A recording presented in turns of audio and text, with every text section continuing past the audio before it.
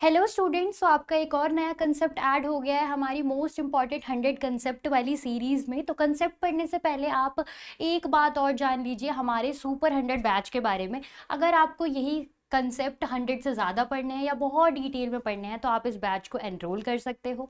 क्या क्या फीचर्स हैं इस बैच में, जैसे नाम से ही पता चल रहा है सिर्फ 100 स्टूडेंट्स का एक बैच होगा।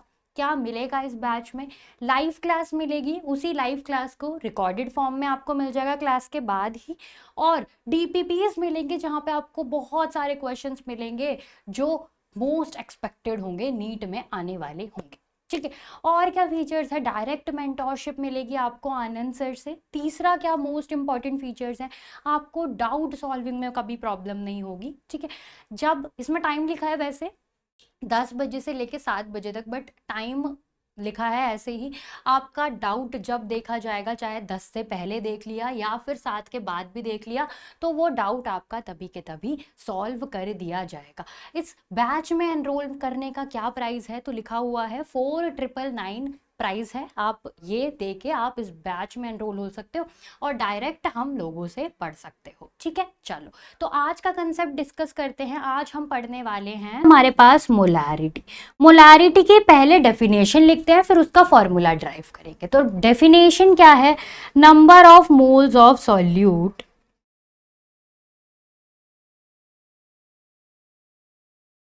Present in 1 litre of solution. Present in 1 litre of solution. क्या बोल दिया उसने? उसने बोल दिया है नंबर ऑफ, अब देखो मोलैरिटी को डिफाइन कैसे कर रहे हैं, बड़े वाले m से। तो क्या हो गया? Number of moles of solute. Formula बना सकते हो ना ऊपर वाली डेफिनेशन से, इतना किया तो है लास्ट 3-4 स्लाइड में। तो नीचे क्या आ जाएगा? Volume of solution. Volume of solution किसमें? लीटर्स में। नंबर ऑफ मोल्स कैसे डिफाइन होते हैं? एन से। क्या होता है number of moles? Given mass upon में मॉलिक्यूलर मास अपॉन में वॉल्यूम ऑफ सॉल्यूशन, वी से डिफाइन कर दिया। अब इसको और फर्दर डिफाइन कर सकते हैं हम, कैसे? नीचे कर लेते हैं और फर्दर डिफाइन कर सकते हैं। तो m को हम और फर्दर कैसे डिफाइन कर सकते हैं? मोल्स को भी खोल के लिख देते हैं। गिवन मास अपॉन में मॉलिक्यूलर मास। मान लो मैं सल्यूट को हमेशा a बोलूंगी और सॉल्वेंट को मैं हमेशा क्या बोलूंगी? b बोलूं। समझ में आ गई? इतनी टर्म समझ में आती है कि सोल्यूट को हम हमेशा a से डिफाइन करेंगे और सॉल्वेंट को b से डिफाइन करेंगे और सोल्यूशन को s से। सोल्यूशन को s से। अब बार बार सोल्यूट सॉल्वेंट तो नहीं लिख सकते, ठीक है, तुम आलसी हो तो हम भी हैं थोड़े। तो हमने एक एब्रीविएशन दे दी कि सल्यूट ए, सॉल्वेंट बी और सल्यूशन को एस से डिफाइन किया जाएगा। चलो बहुत ही बढ़िया। तो ये क्या आ जाएगा? गिवन वेट ऑफ,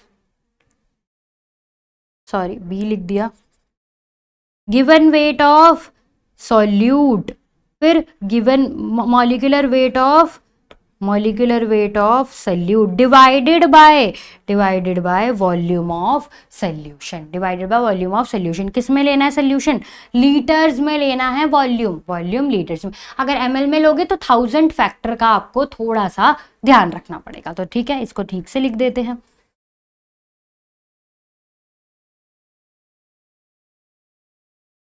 तो ये हो गया हमारा फॉर्मूला ऑफ मोलैरिटी। अब ये हो गई सिंगल सोल्यूशन की। अब मैंने उस सोल्यूशन के साथ कुछ छेड़छाड़ की है, तब उसकी मोलैरिटी कैसे डिफर करेगी तो वो देख लेते हैं। तो अब हम देखने वाले हैं मोलैरिटी ऑफ सॉल्यूशन। कैसे सोल्यूशन? Different solutions. देखो मान लो मेरे पास एक सोल्यूशन था, मेरे पास एक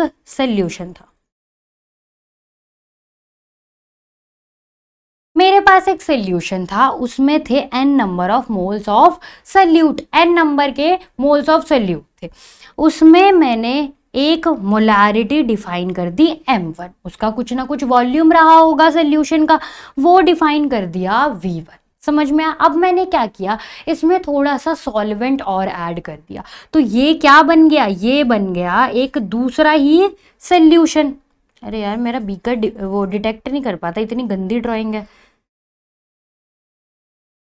देखो, तो दूसरा सोल्यूशन क्या बन गया, दूसरा सोल्यूशन नंबर ऑफ मोल्स तो उतने ही रहे सोल्यूट के, सॉल्वेंट बढ़ गया, तो मोलारिटी भी बढ़ गई या फिर कम हो गई, वॉल्यूम तो आपको दिख ही रहा है बढ़ गया। अब देखो, पीछे वाले फॉर्मूले से हमने ये देख लिया था कि जो मोलारिटी और वॉल्यूम है, यहां पर देखो, जो मोलारिटी और वॉल्यूम है वो कैसी है, इनवर्सली प्रोपोर्शनल है एक दूसरे से। तो इतना तो आपको समझ आ रहा होगा, जब हमने इसका वॉल्यूम बढ़ा दिया, सोल्यूशन को डाइल्यूट कर दिया, वाटर ऐड कर दिया, तो इसकी मोलारिटी ऑटोमेटिकली क्या हो गई होगी, कम हो गई होगी। तो M2 की वैल्यू हमेशा M1 से क्या आएगी, कम आएगी। ठीक है, तो ये बात आप थोड़ी सी ध्यान रखोगे तो आपको, अगर मान लो आपने क्वेश्चन सॉल्व कर लिया, तो आपको आंसर चेक करने में इजी होगा कि आपको पता रहेगा कि M2 की वैल्यू M1 से तो कम ही आएगी। अब हमने ये देखा कि नंबर ऑफ मोल्स दोनों में क्या रहे हैं, दोनों में कांस्टेंट रहे हैं, दोनों में कांस्टेंट रहे, नंबर ऑफ मोल्स नहीं बढ़ाए थे सॉल्यूट के। तो मैं लिख सकती हूँ number of moles of first solution is equals to number of moles of second solution. अब नंबर ऑफ मोल्स का यहां से फॉर्मूला बना सकते हो आप, कैसे बनाओगे, M equals to N divided by V है, नंबर ऑफ मोल्स को अकेला रखना है तो मोलारिटी इंटू वॉल्यूम करना पड़ेगा, ये फॉर्मूला बन गया हमारा नंबर ऑफ मोल्स का। तो यहां पर कैसे लिख सकते हो उसे, M1 into V1 equals to M2 into V2। तो ये फॉर्मूला हमारा नया बन चुका है। अगर किसी सोल्यूशन में, सेम सोल्यूशन में हमने डाइल्यूशन कर दी है, क्या कर दी है, थोड़ा सा सॉल्वेंट ऐड कर दिया है, number of moles of solute नहीं छेड़े हैं। चलो, इसी से रिलेटेड एक क्वेश्चन सॉल्व कर लेते हैं। ये क्यों करा है, क्योंकि ऐसे क्वेश्चन पूछे जाते हैं। तो एक क्वेश्चन सॉल्व कर लेते हैं। क्वेश्चन कहता है molarity of H2SO4 in 100 ml of solution is 0.2 molar. ठीक है, एक फर्स्ट सोल्यूशन की वॉल्यूम भी डिफाइन कर दी और मोलारिटी भी डिफाइन कर दी। अब क्या पूछ रहा है वो पूछ रहा है the solution is further diluted. हमने सोल्यूशन को और डाइल्यूट कर दिया, सॉल्वेंट ऐड कर दिया,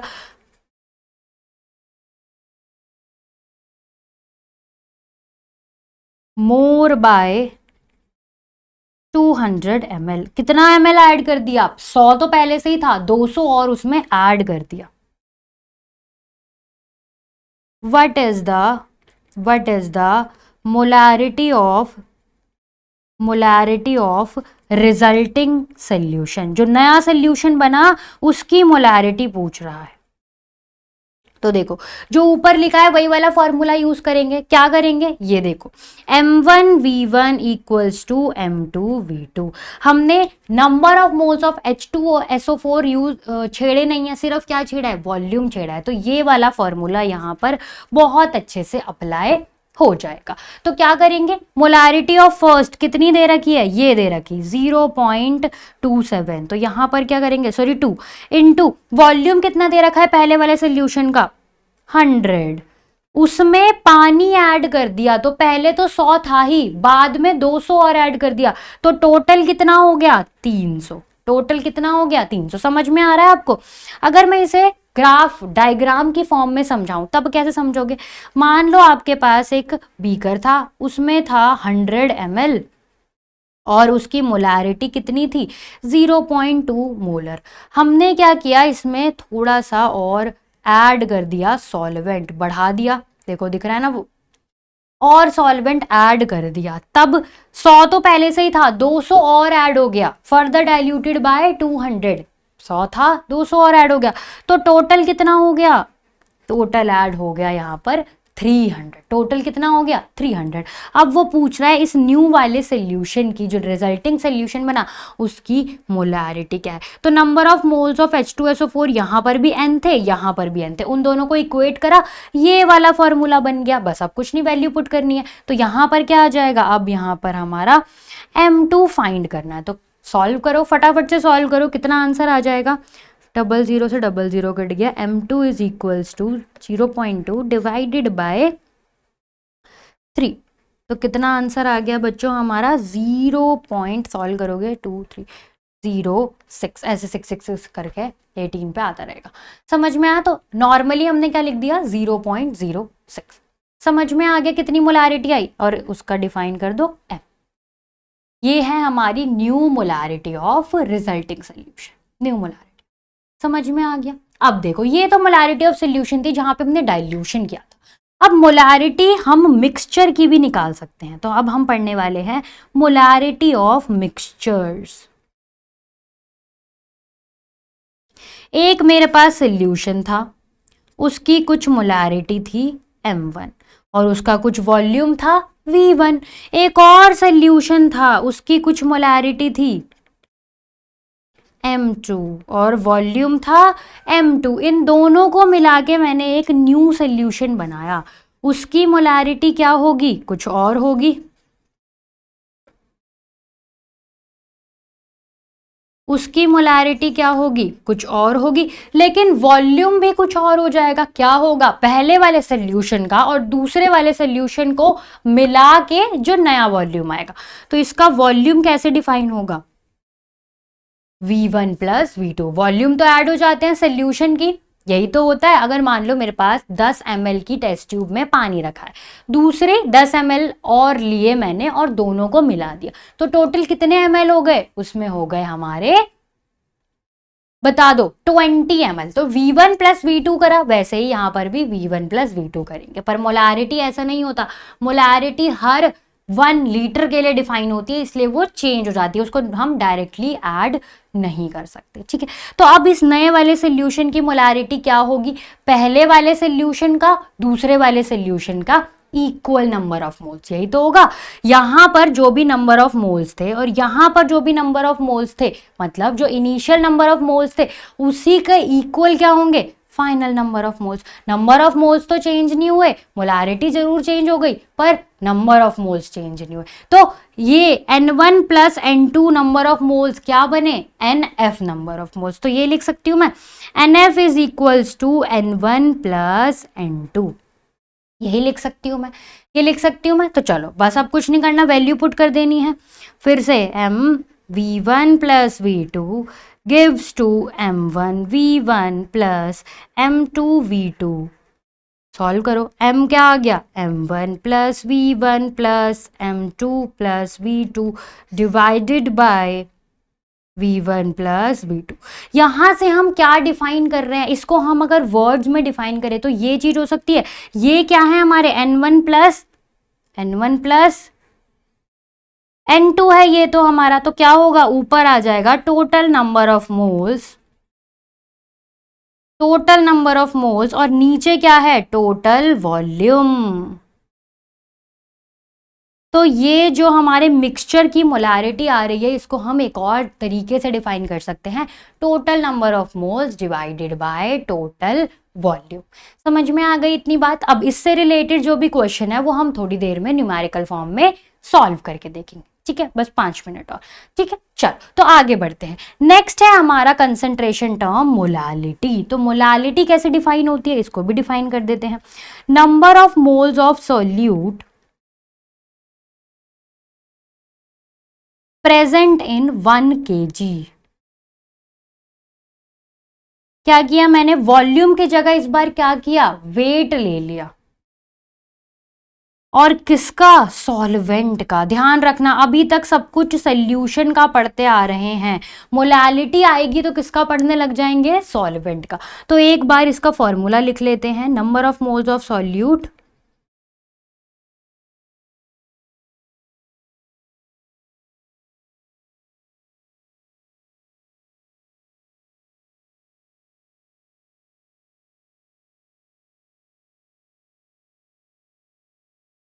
कैसे? केजी में। तो क्या करेंगे इस बार? n number of moles of solute divided by m, w of solvent, किसका? सॉल्वेंट का, और नंबर ऑफ मोल्स सल्यूट के। हमने वहां डिफाइन किया था सल्यूट को a से, सॉल्वेंट को b से, और सल्यूशन को s से। तो वही करेंगे इस बार भी। m को थोड़ा और खोल के लिख लेते हैं, तो w बाय m, किसकी की बात हो रही है? दोनों सल्यूट की, divided by w of b। कैसे लिख सकते हैं? और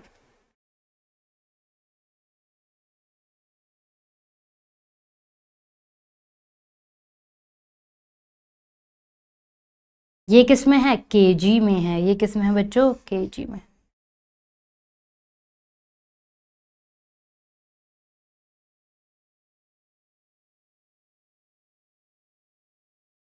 ठीक है, ये हो गई हमारी मोलालिटी भी डिफाइन। ठीक है, अब देखो इसमें ना वॉल्यूम का फैक्टर नहीं आता, तो जिस भी कंसंट्रेशन टर्म में वॉल्यूम का फैक्टर नहीं आता वो इंडिपेंडेंट ऑफ टेम्परेचर हो जाती है, क्योंकि टेम्परेचर करने से वॉल्यूम कम हो जाता है या फिर बढ़ जाता है या फिर कुछ भी। तो टेम्परेचर का हमेशा इफेक्ट किस पे देखने को मिलेगा, उन कंसंट्रेशन टर्म पे जहां पर वॉल्यूम प्रेजेंट है, जैसे मोलारिटी। तो हम मोलारिटी को छोड़ के क्या कंसीडर करते हैं, मोस्टली मोलालिटी, क्योंकि वहां पर टेम्परेचर इंक्रीज करते वॉल्यूम कम हो जाता है, यही तो होता है। तो क्या होगा वहां पर हम टेम्परेचर को पूरा एकदम डिफाइन कर देना पड़ेगा। यहां पर टेम्परेचर का कोई रोल ही नहीं है, टेम्परेचर बढ़े घटे हमें कोई मतलब नहीं है, हमारा आंसर वैसा ही आएगा। ठीक है, तो ये क्या है, इंडिपेंडेंट ऑफ टेम्परेचर। समझ में आ गया। अब देखो एक नोट करके लिख लो एक बात, रिलेशनशिप बिटवीन, बस इसको लिख लो ताकि आगे अगर आपको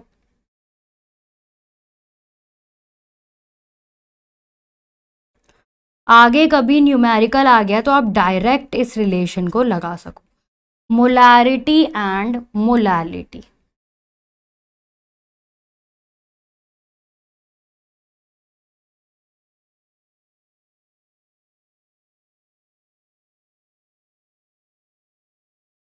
डी क्या है, डेंसिटी, और ये मॉलिक्यूलर वेट। बस ये रिलेशन आपको थोड़ा सा ध्यान रखना है।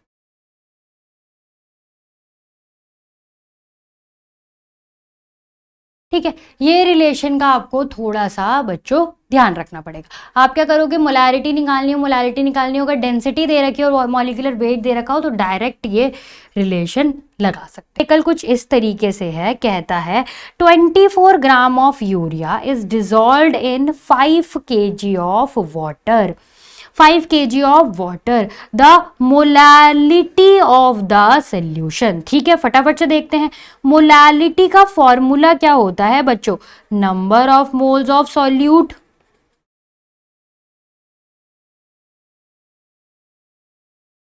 Divided by mass of solvent, KG, mass of solvent in KG. समझ में आ गई इतनी बात, इतनी बात समझ में आ गई, यही तो था हमारा, यही तो था। तो देखो number of moles of solute दे रखा है क्या, नहीं। मास ऑफ सॉल्वेंट दे रखा है, हाँ ये दे रखा, लेकिन हमें नंबर ऑफ मोल्स नहीं दे रखे, सिर्फ गिवन मास दे रखा है। तो गिवन मास की मदद से हम ऑटोमेटिकली अपना खुद मॉलिक्यूलर मास कैलकुलेट कर सकते हैं। तो यूरिया कैसा दिखता है, NH2CONH2, ऐसा ही तो दिखता है। तो फटाफट से कैलकुलेट करो, कार्बन कितना है 1 प्लस ऑक्सीजन कितना है 1, बहुत ही बढ़िया। नाइट्रोजन का एक 14 होता है, 2 नाइट्रोजन है, कितने हो गए 28, प्लस हाइड्रोजन कितने हैं 4, एक होता है 4 है तो 4। चलो प्लस करते हैं फटाफट से, 026 कितना हो गया 60 ग्राम पर मोल। अब नंबर ऑफ मोल्स निकाल लेंगे बहुत ही आसानी से, number of moles of solute क्या हो जाएगा, given mass divided by molecular mass, given mass divided by molecular mass। तो करो सॉल्व, गिवन मास कितना है हमारे पास 24, मॉलिक्यूलर मास कितना है 60, कितना आ गया 2/5। कुछ नहीं करना है, बस इसे पुट कर देते हैं फटाफट से मोलालिटी वाली टर्म में, छोटा m लिखना है मोलालिटी को। तो क्या होगा 2/5, नंबर ऑफ मोल्स पुट कर दिए, divided by mass of solvent दे रखा है 5, तो कितना आ गया 2 डिवाइडेड बाय 25, कितना हो गया 0 पॉइंट, एक और 0 लेना पड़ेगा 8 मोल, क्या हो गया 0.08 मोलल। मोलल क्या बोल रही हूँ मैं, इसको कैसे बोलते हैं मोलल, ये सारा तो आपने ऑलरेडी पढ़ रखा है। ठीक है, तो पहला न्यूमेरिकल बहुत आसान था। चलो कौन सा पार्ट करेक्ट हो गया, C part is our correct option. The molarity of solution obtained by mixing 750 ml of 0.5 molar HCl with 250 ml of 2 molar HCl will be. देखो मिक्सचर का आ गया, वो क्या पूछ रहा है, अब उसने एक फर्स्ट मिक्सचर लिया, उसने क्या किया, फर्स्ट मिक्सचर लिया, फर्स्ट मिक्सचर कितने का था, 0.5 मोलारिटी का था और वॉल्यूम कितना था, 750 ml। सेकेंड मिक्सचर लिया, क्या था, 2 मोलर का था और 250 ml। अब वो पूछ रहा है इन दोनों को मैंने मिला दिया तो जो मोलारिटी ऑफ सोल्यूशन है वो कितनी निकलेगी। तो ऐसा फॉर्मूला पढ़ाया था, याद करो, बिल्कुल पढ़ाया था। तो मोलारिटी ऑफ मिक्सचर कैसे निकाल रहे थे हम, M1 V1 plus M2 V2 divided by V1 plus V2। बस ये फॉर्मूला आपको याद रखना है, पूरा question as it is solve कर लेंगे। तो बस कुछ नहीं करना, अब तो वैल्यू पुट करनी है, 0.5 इंटू 750 प्लस 2 है 2 इंटू 250 डिवाइडेड बाय 750 प्लस 250। समझ में आ गई इतनी बात। चल सॉल्व करते हैं, तो सॉल्व करेंगे 5 3 7 37 प्लस ये तो एज इट इज दिख रहा है 500 डिवाइडेड बाय 100। तो कितनी मोलैरिटी आ रही है उसकी, 875 डिवाइडेड बाय 1000, 0.875 मोलर। समझ में आई इतनी बात, इतनी बात समझ में। इसका मतलब हमारा करेक्ट ऑप्शन कौन सा है, A part is our correct option. तो ऐसे ही कुछ क्वेश्चन आपको एग्जाम में भी देखने को मिल सकते हैं। बहुत इजी थे ना, बहुत इजी थे ना। इसीलिए ये जो कंसंट्रेशन टर्म्स हैं ये आपके परफेक्ट न्यूमेरिकल बना के देगा और आपको परफेक्ट 4 नंबर अपनी झोली में दे देगा। समझ में आ गए, चल बहुत ही बढ़िया। तो अब हम नेक्स्ट टॉपिक की तरफ चलते हैं।